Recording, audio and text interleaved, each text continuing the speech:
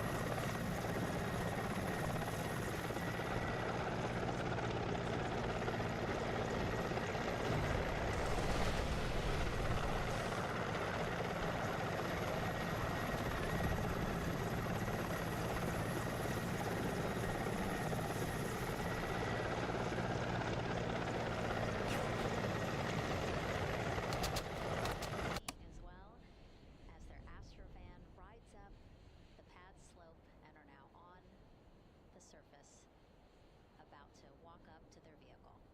Yeah, you know, we talked about how tall this rocket is earlier.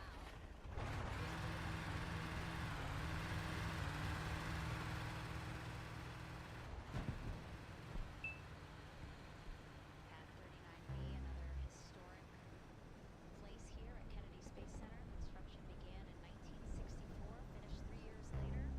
Apollo 10, the full dress rehearsal for the moon landing. That was the first mission to launch from this pad.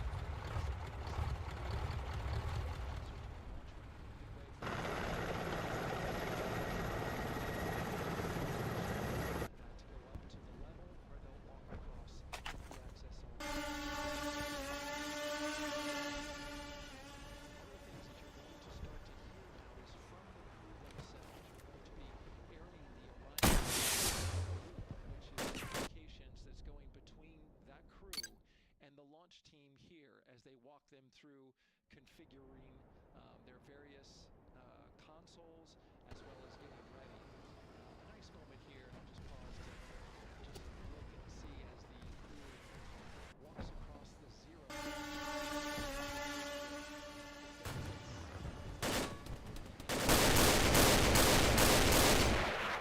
Stand up and gaze up at the 322-foot tall SLS rocket. This was part of the Artemis 2 crew. Potentially a rocket that could help make history to go farther from Earth than any has before. The farthest distance from Earth when they launch roughly around 40,000 statute miles. They're expected to go about 4,000 miles farther than the Apollo 13 crew did. And now they've headed to the as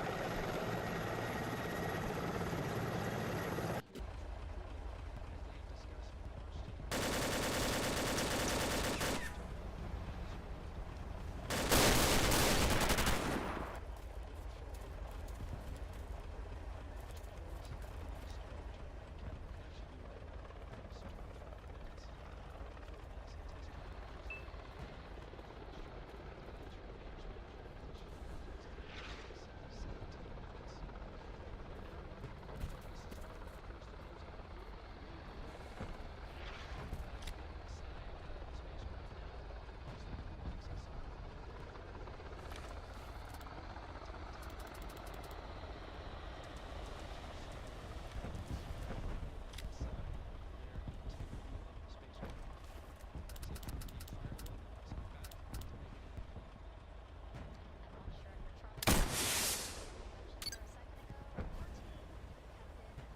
Extensively for this moment since Artemis 1 launched in November 2022.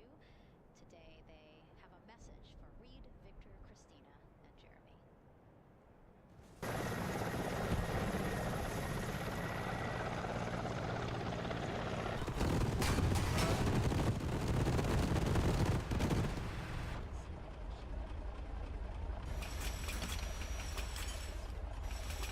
Team is ready.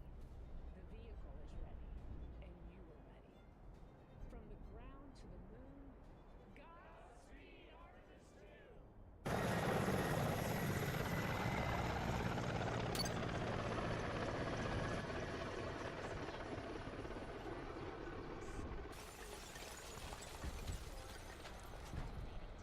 Yeah, thousands of people have worked on this mission, and we saw there from the launch team. But human spaceflight is like the ultimate team sport, is what I like to say, and that's just a great example of our team mission our astronauts. Kennedy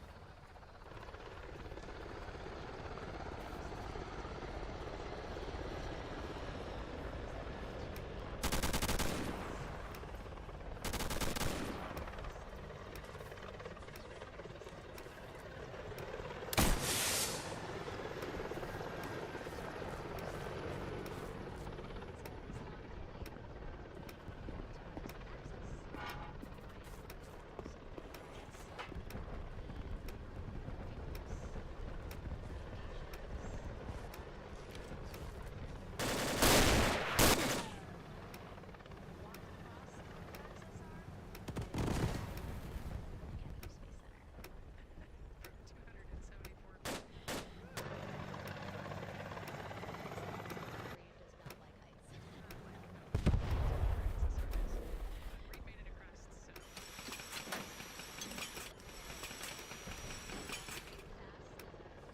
Victor, we definitely saw.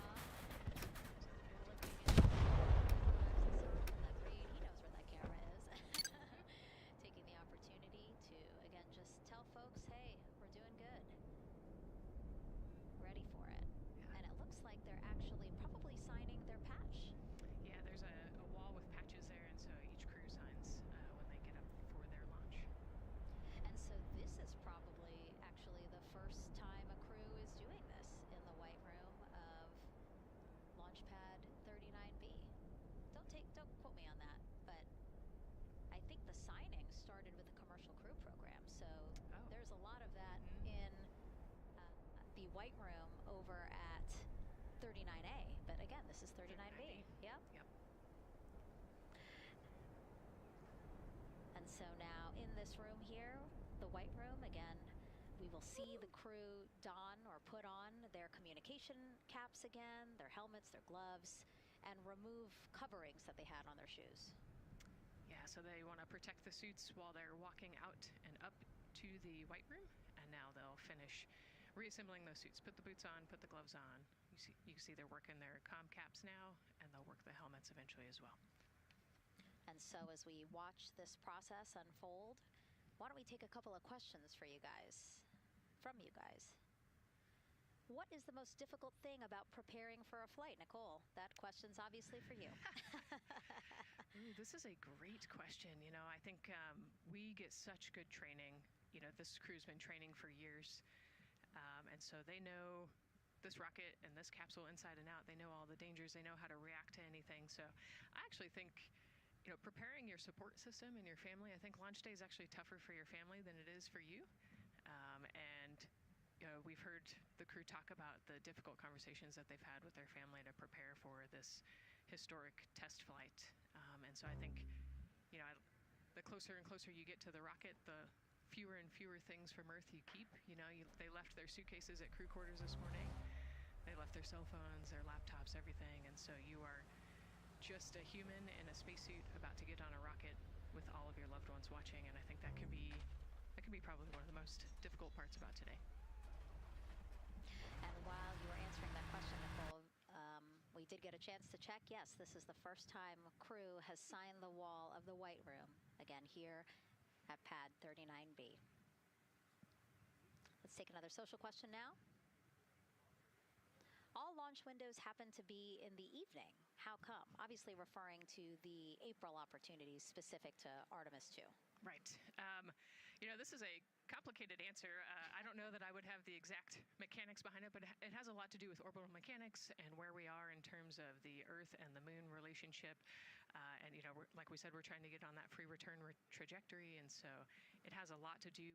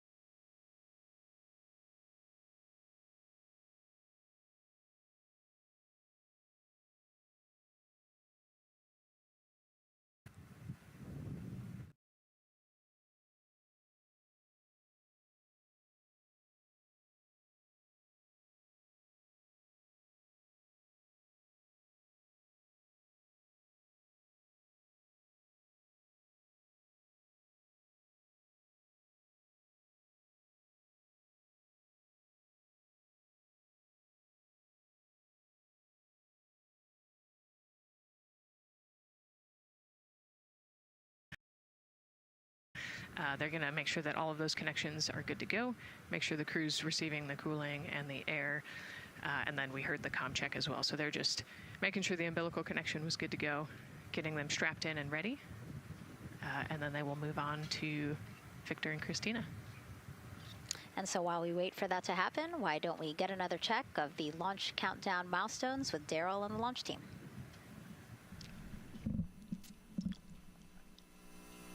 All right, welcome back into the firing room 1 here, where some of the launch team is having some pizza that was brought by the administrator. That was nice of Administrator Jared Isaacman to bring that by for the launch team to enjoy. We're L-minus 3 hours and 44 minutes and counting, as you can see the crew ingressing into the spacecraft. There are a number of things that are happening on the timeline. Of course, the closeout crew, they liken themselves to like an F1 pit crew, working quickly, methodically, carefully, as they go through their procedures to get the astronauts ingressed. Overall, there's a little bit of timeline pressure, right? There's only a certain amount of time, as you see the astronauts going into Orion, only a certain amount of time that they can spend on their backs. They will be there for a few hours, right? So we're sitting at 2:40 p.m. Eastern time, and the window opens at 6:24 p.m. Eastern time and runs until 8:24 p.m. Eastern time. So 4 or 5 hours or more on their backs, and then they'll hopefully lift off for a launch. So of course the crew is mindful at the time. They don't want to slip into the window if they don't have to, and so they're keeping a tight lock on the margin amount of time that they're working there. And there's a heart from Christina Cook. Great to see that as she gets ready to get into the Orion spacecraft, one that they named Integrity. It certainly fits this crew from what I've observed. Now, right now, the rocket's tanks, they're in what's called replenish mode. So another factor for this closeout crew is, and the crew themselves, this is a fully tanked, almost ready to go rocket. It's got all the propellant it needs to go to the moon. It's just a matter of getting the astronauts in, getting them configured, and getting all the systems, the high energy systems, bringing them all online in order to launch this rocket. As they sit there, there is propellant boil off that's happening. All tanks are at 100%, but the propellant, which is liquid oxygen and liquid hydrogen, those two propellants are minus 423 for hydrogen and minus 297 for the liquid oxygen. They are boiling right now. They've been boiling the entire time they've been in the tank. And that is vented out, as you can see.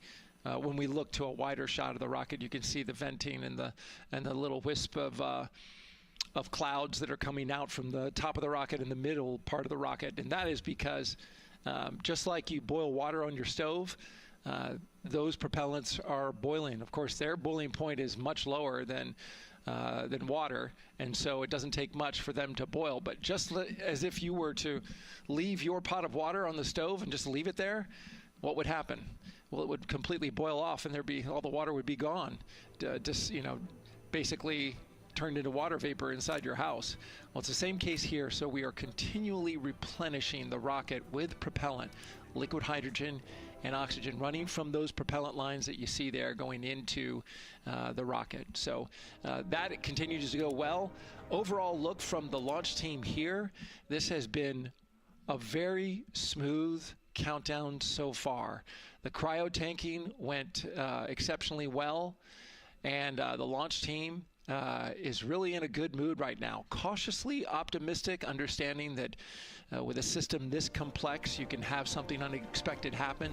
But to this point, the firing room is really encouraged by what they've seen so far, and are especially excited to see these astronauts getting inside the spacecraft. L-minus 3 hours and 40 minutes and counting until we open up that window for launch. For now, we'll send it back to Megan and Nicole. Thank you, Daryl. And, you know, he mentioned that the crew decided to name Orion Integrity, and it was not something they came to easily. You know, they really wanted to put in a lot of thought, and what they came down to is integrity is a value that NASA embodies, and also individually they felt like integrity is something that speaks powerfully to them. Yeah, and I think the other part of integrity, you know, it just represents the humility and the professionalism behind the entire team that built this rocket and got us here today. And so it's a fitting name for this capsule. Yeah, like I said, I think the crew said it took them a little bit to decide on what they wanted, but I think they made the perfect choice. I agree. And so as the countdown to launch continues, we are reminded that this is an emergency launch. Today's launch.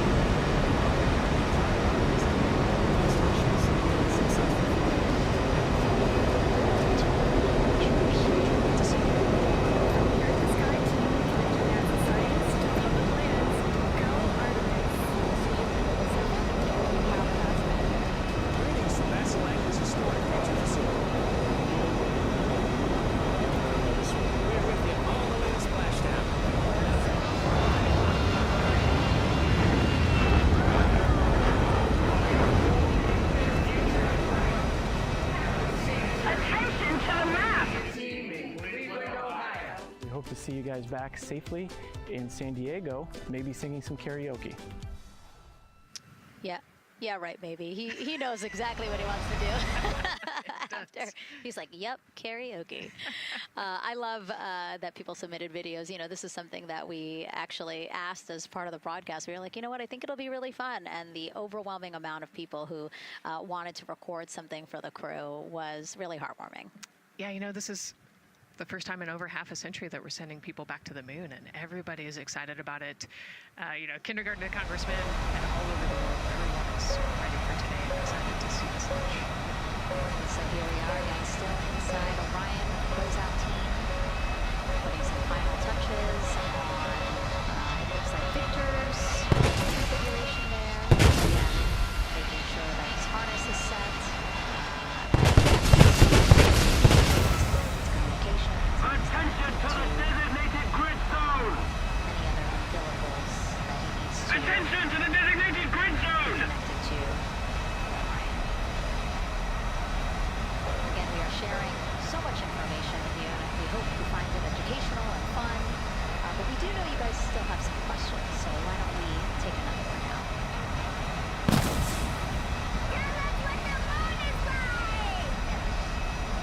Cute, that wasn't a question. That was you tell her. Attention to the map! Oh man, that was so cute. Wow, the moon is really cool, right? So it's a lot of like gray and white and kind of shades of gray. It is something that doesn't have wind or rain or rivers. Attention to the designated grid zone! And so we like to say it's the, Christina said it earlier, it's the witness. And you know, it has all these impact figures because it's not protected. Things hit it all the time. Meteorological such, but it's also create these impact craters and learn about. That can tell us a lot about. You know, it's 4.5 billion years old, and we can learn a lot from just looking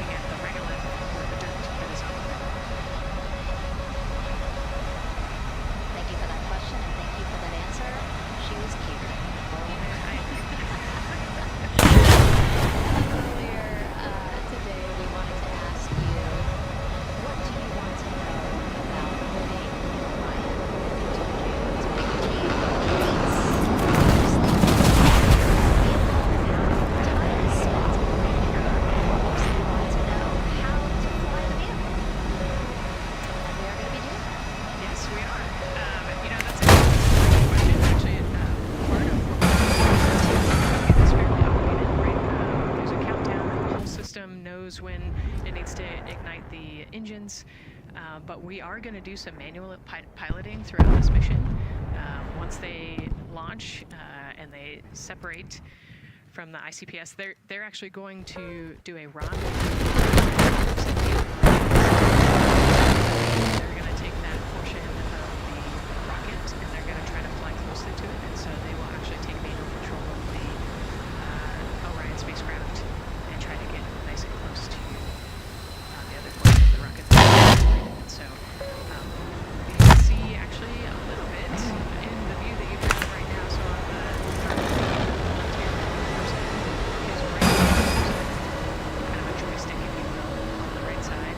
And then on the left side, there's something similar. And so they've got, translational and rotational hand controllers in order to command the rocket in different axes.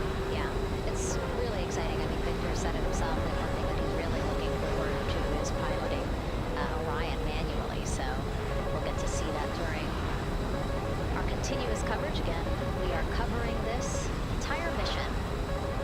We started with tanking, and we will go all the way through splashdown, so you will see what Nicole was just talking about, that proximity ops demonstration, where the crew will pilot Orion manually. And so, speaking of their 10-day mission, why don't we take a closer look at the crew's home away from home for the next 10 days. Here's Megan Carter again from the KC Visitor Complex. All right, thanks, Megan. Yeah, it's getting real out there, so I'm going to bring you back to the moon board so I can show you just a few things about the Orion. Obviously, it is going to be very compact, sitting up here on top of the SLS rocket. Very compact, like I mentioned, over 350,000 pieces. So let me show you a couple of components, starting with these three fairing panels right there. When the rocket blasts off, obviously it is going to get MS-1, NTV lander response to windy, and so we have these three fairing panels in place to help protect our astronauts. I am also and heavy lab totals. We talked to you a couple times today at this pressure check section. So this is the one piece that is going to be in place to protect the astronauts should something happen to go wrong in the first few minutes of launch. They can actually hit those abort motors, and these can activate within milliseconds, basically faster than you can even blink, and that is going to pull the crew and the crew capsule away from any danger. Now, obviously, we hope that those are not needed, and if that is the case, those fairing panels will actually activate and jettison away. They'll fall away from the rocket because at that point the crew can actually abort the spacecraft safely by themselves. Now, we've talked a lot about the crew capsule right here. This is where they are going to spend the duration of their flight. We're going to talk a lot more about that one in just a little bit, but for now let me jump down here to the service module. This is the one we're going to think of this as the powerhouse for the spacecraft. It's pretty much going to provide them with almost everything that they need for the entire mission. Temperature control, limiting the carbon dioxide, providing them with oxygen, so much more. You can also do course corrections and things like that. So, super quick breakdown, but as you can see, all of these components together are going to make the spacecraft one that is built not just to fly, but to protect, sustain, and bring those astronauts home. All right, lots more to come, but let's see where we are with the crew. Back over to you, Megan. Hey, thanks so much, Megan. A lot of useful information there. And we did want to point out that you did hear over the... BLT, NTV on lander response to contact. NTD BLT, I have you loud and clear on OE1. And I have you the same on board. And so, again, we are now hearing mission audio loops, specifically the Orion to Earth 1 loop, the communication channel for the crew. Successful comm checks by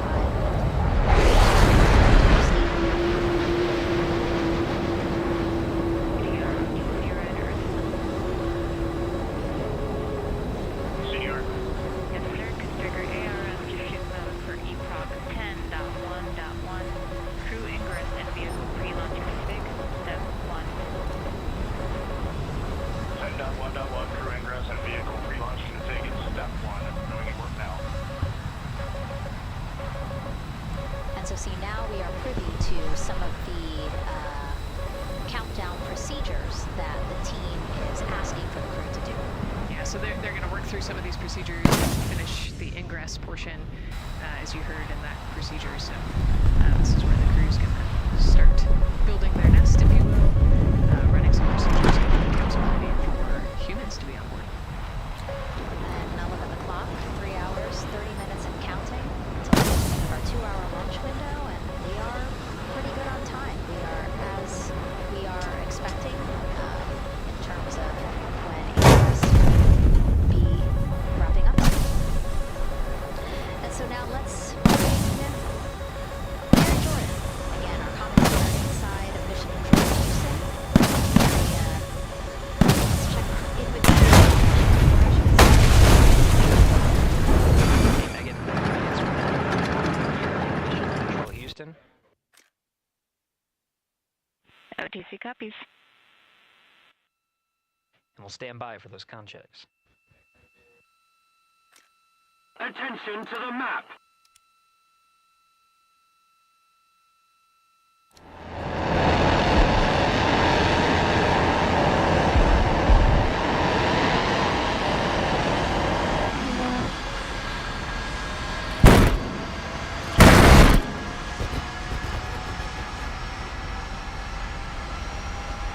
And again, we're waiting for those com checks.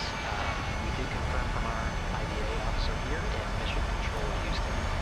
All 4 suits have plugged in umbilicals.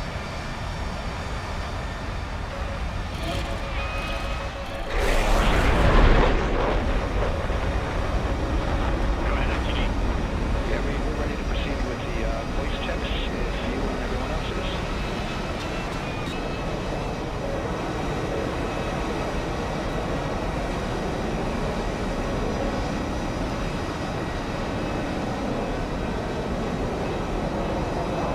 MTD, integrity group is ready for process. I copy that. And integrity is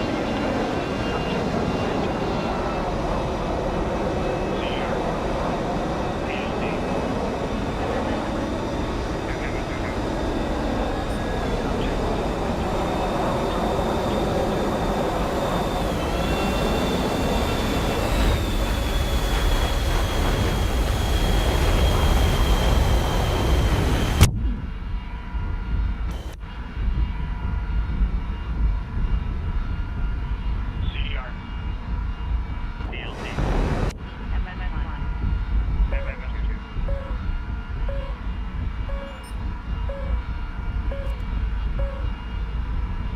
Attention to the map.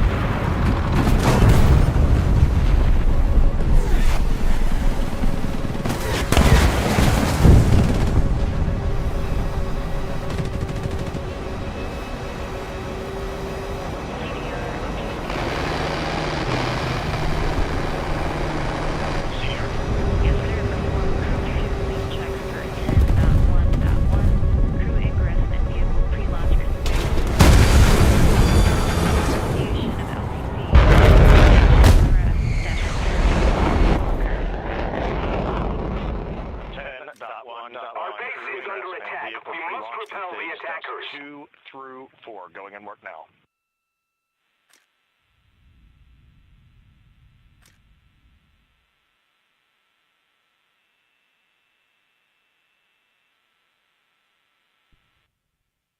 This is Mission Control Houston. We are following along as the 4 crew members of Artemis II work through their voice checks, then the umbilical connections and various pathways to get communications from all of the... refresh on your screen.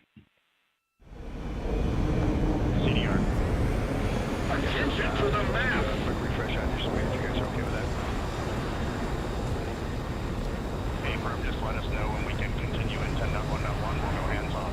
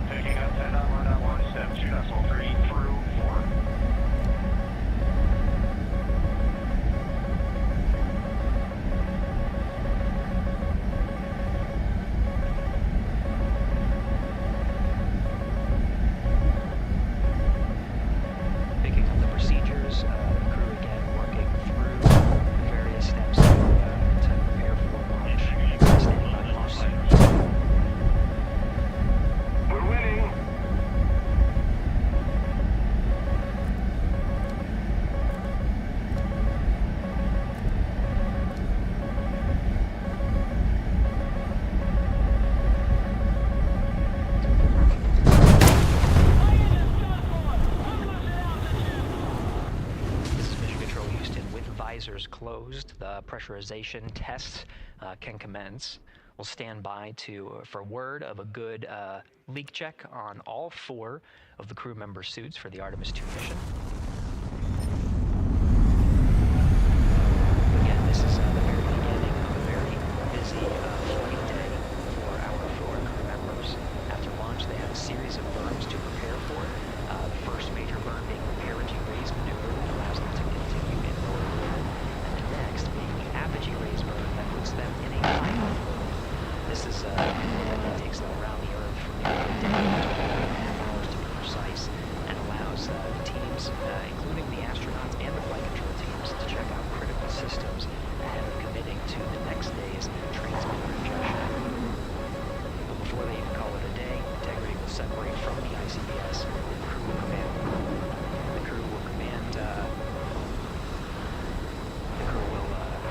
the Orion capsule to separate from the ICBS, turn around and approach the upper stage for the dock. This is to test Orion's in-space maneuvering capabilities and provide further confidence in docking to another lunar space vehicle like the Human Landing System that will be part of the Artemis III mission and future landings.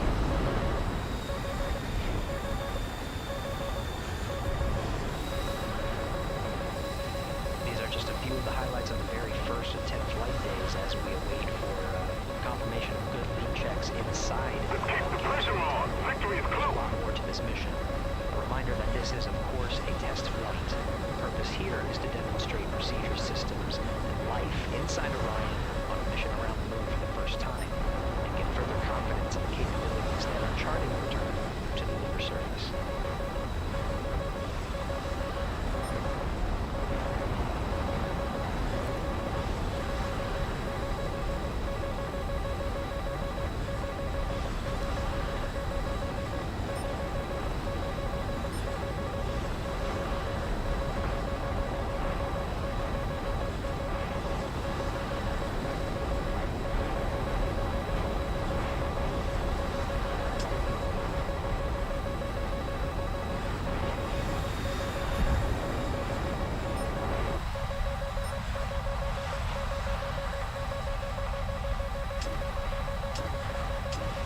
be able to see from this view. The suits themselves inflating a pressure check. Verifying that the suits are leak-free ahead of the ascent portion of today's flight. How you see them now with visors down will be the configuration of their ascent all the way through core stage separation about a little more than 8 minutes after booster ignition.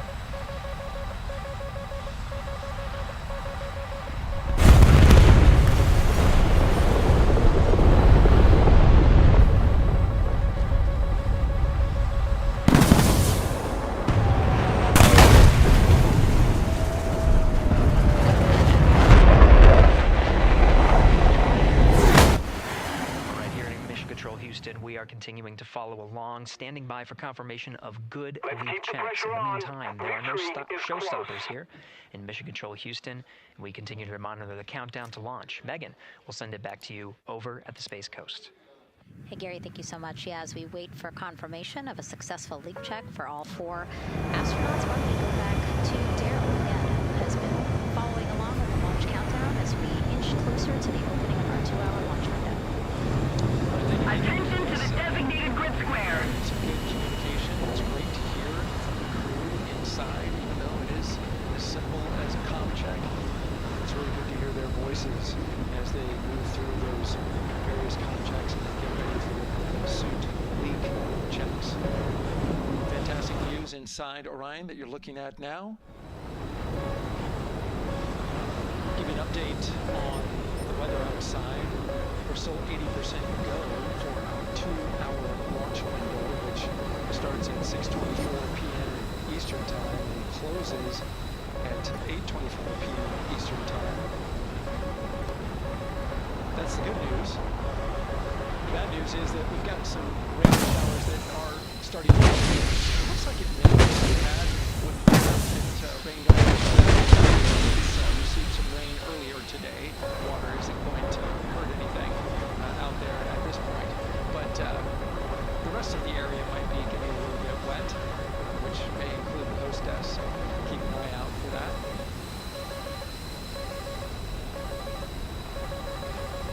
As we're watching the astronauts inside the Orion Integrity spacecraft, you'll be hearing more and more from them, especially Christina Cook, who is Mission Specialist #1.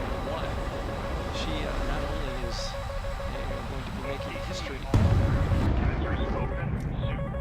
Just a little more effort, and victory will surely be ours. Okay, have you heard the suit leak check complete? They check those suits for leaks in astronaut crew quarters. They check them again inside the spacecraft. As you can see, the closeout crew or astronaut person moving around, turning off the camera, and so now we're looking from outside the Orion spacecraft, looking towards. Let's get oriented. There we go. Back inside, we've got the view. But basically, what I was saying about Christina Cook is that she will have a role of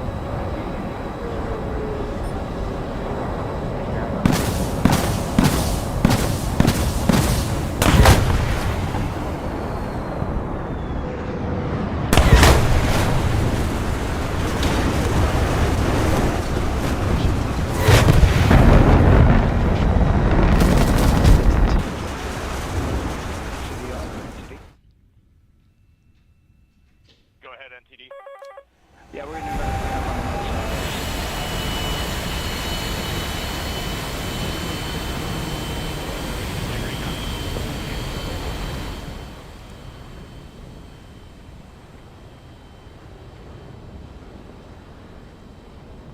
That's communication going between Orion Commander Maureen Wiseman and NASA test director.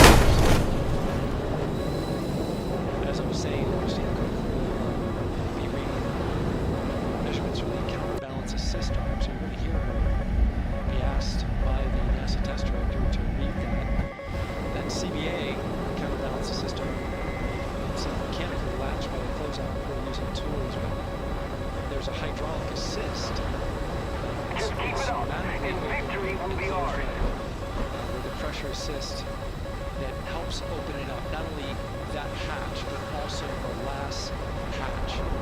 There's 2 hatches there that we'll see that will be closed, but this is in case of an emergency out there at the pad. If the crew, for some reason, needed to exit quickly, then they would exit the spacecraft by pulling that lever, which would open both hatches.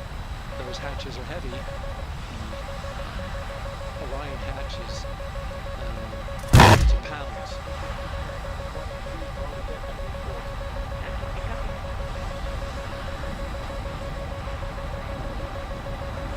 And just an update on the launch countdown. Continuing to monitor the team's communications here. Everything goes really smoothly so far. We don't have any significant this time, so counting down. So back to the host desk with Megan and Nicole. Thank you so much, Daryl. And so we heard some of the communications over Orion to Earth 1, and it sounds like we are now moving into the hatch prep and closure phase. We will now start to see the closeout crew getting out of Orion soon so that they can start getting ready to, again, close up Orion, close the 2 hatches, and then get out of the pad. Yeah, the closeout team will take the hatch seals off, and they'll inspect the seals, make sure everything's ready to go, and then do a few last-minute configurations before they close that hatch. And then, like Daryl talked about, then Christina will have a role in looking at the CBA there. So. Yeah, you might have heard them say over the loops again that drag-on camera. So basically, it's a camera that they can move around, and you might have seen it in a couple of our shots already. But they will take that camera and literally go and inspect the seal that. There's 2 seals, actually, 2 seals that go around the entire area of the hatch just to make sure that everything looks good. And that camera feed is being directly shown to NASA teams who need to monitor that. Yeah, they want to make sure there's not a single hair or piece of dust on those, make sure that there's no damage and everything's ready to go so that the seal, they will do a leak check on this hatch seal as well. Make sure it passes. Yeah, and we'll know they're doing that because we will actually see one of the closeout crew members with a hand pump, and they will pressurize the seals. They'll have to see if they will hold the pressure. What it does is that pressurize the entire Orion spacecraft, and then that again is to make sure that the spacecraft is holding enough pressure. And that one's a lot longer. It's like it takes time to pressurize it, then they have to hold the pressure, and then it takes time to depressurize it. Right, and they want to measure the difference in pressures and get into that and make sure that it holds the right amount of pressure so that when they get to the vacuum space, obviously the capsule is good. Okay. Well, again, as we continue to watch operations that are happening at the pad, it's one of our favorite locations here at Kennedy Space Center. We have a spectacular view, and we actually have NASA's Leah Martin there chatting with a big group of people. So Hey, Megan, yeah, thousands of people out here today, thousands of people gathering at the Nitty-Gritty to enjoy NASA's next big mission and humanity's next great leap today. It's a gorgeous day, and I'm joined here actually by some people who are probably the only people on center who are a little bit more excited than me to see this rocket lift off. Where are you from, and why are you here? So we're from the University of Tennessee, Knoxville. We're a group of 7 aerospace senior engineering students traveling here with Josh Dobbs, former quarterback at the University of Tennessee, with his extraordinary Dobbs Foundation. Now, you were actually telling me a little bit earlier, you're here local, you're from Orlando. What's it like being an aerospace engineer and then having the opportunity to come back here to the Space Coast and see this mission lift off today? It is absolutely amazing. I feel like the little 9-year-old girl inside me is so excited. Like, I'm from around here. I grew up watching launches in my backyard, and so this seems like such a full circle happy moment for me. Now, you are an aerospace engineer looking hopefully to join the workforce in the future. How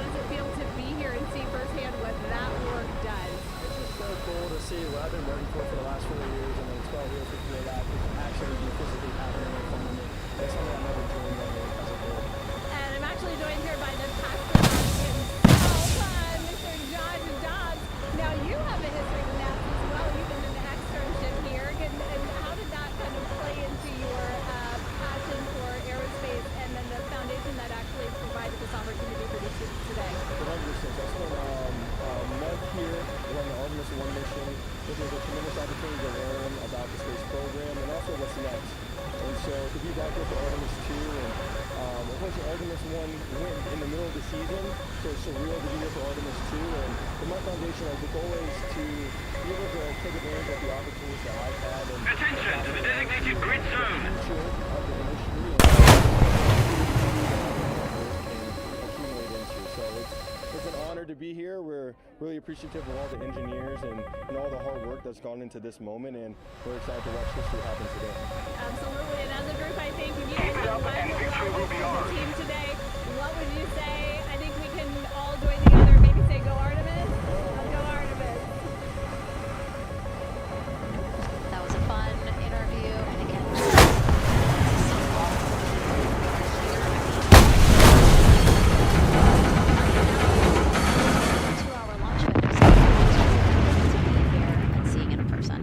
see the Banana Creek is already buzzing. Yeah. There behind Leah. You could hear the chatter in the background. It's an exciting time. Yeah, you could tell that it's a lot louder than we noticed because we just have very good mics, but you know, she's obviously yelling over a huge crowd there. So super fun, super exciting, and yes, I hope that we all get to see liftoff here shortly.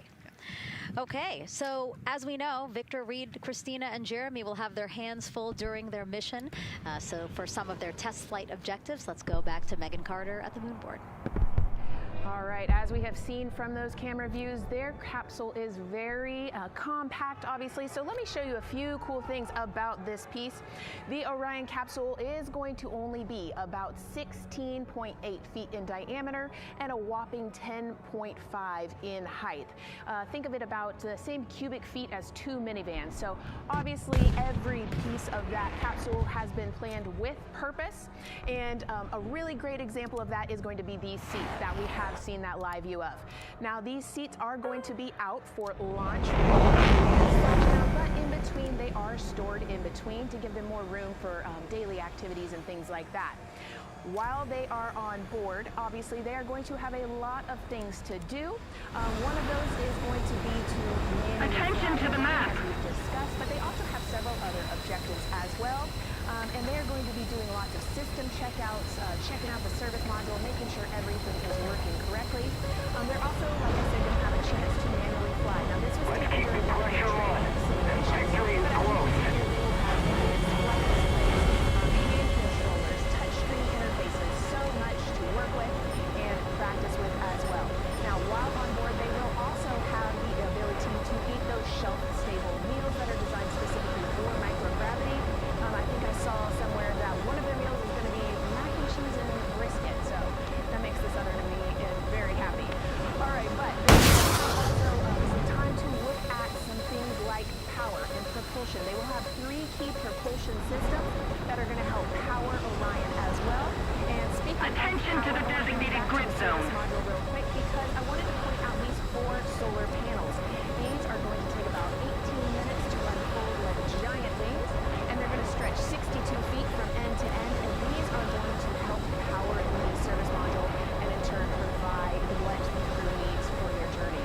So as you can see, the spacecraft is built specifically for what we need and to guide them and get them home safely. All right, back over to you, Megan. Thank you so much, Megan. You know, it's taken thousands of people many years to get to us to where we are today. Let's meet some of the people of Artemis who've made this flight test possible. I am the Artemis Launch Director. I'm the Orion Crew Survival System Manager. I am the Artemis 2 Chief Training Officer. I'm the SLS Launch Integration and Mission Operations Lead. I am the Recovery Director. And I'm Boeing's first stage IPT leader at Kennedy Space Center. I'm the Artemis 2 Entry Flight Director. And I'm the closeout crew lead for Artemis 2. Attention to the map. That the crew will wear for the Artemis 2 mission. The team here at Johnson Space Center and the Orion Crew Survival Systems Lab does pretty much everything involved with processing the suit.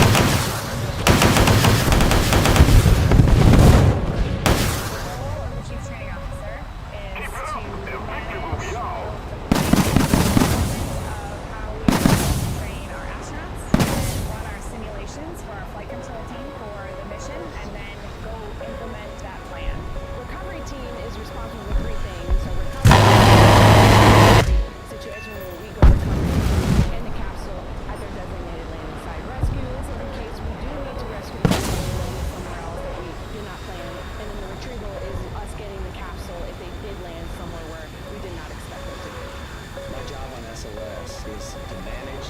operations, architecture, and residence program, one of the specific things that we do is support launch operations. We're glad to be a part of this Artemis team to show the next generation the scene that may come. I am responsible